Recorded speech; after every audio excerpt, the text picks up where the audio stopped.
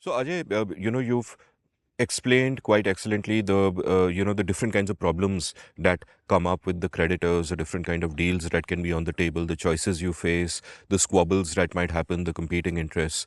What does an ideal bankruptcy code look like, which takes all of this into account and finds an optimal way to reconcile it? So I've already put many of the pieces up, but let me just assemble them so that we are all crystal clear on what's going on. So there's a company, it has equity, it has debt.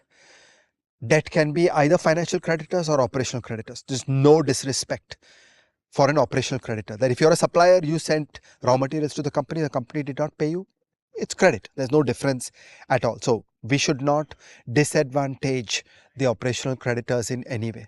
Okay, now a default takes place. So step one, the aggrieved person goes to the court. In this case, the court is the NCLT, the National Company Law Tribunal.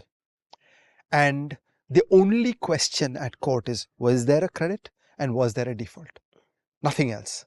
That's how it ought to be. Sometimes it isn't. Okay. But what ought to happen is within 1 to 3 days, this step should be done.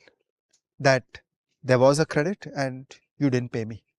Okay. At that point, the bankruptcy process commences. What happens in the bankruptcy process? The power of the managers and the equity guys is thrown out. The creditors are brought together. So any one creditor goes to the NCLT, but the NCLT assembles all the creditors into a committee, which is called the Committee of Creditors, and they are given the powers of the equity guys under normal company law. And they are told, now you start the bankruptcy process. And in that bankruptcy process, what they are supposed to do is they are supposed to assess what are our choices. Do we liquidate? Do we bring in some new guy to keep the company going? And they judge these choices in a cold commercial way.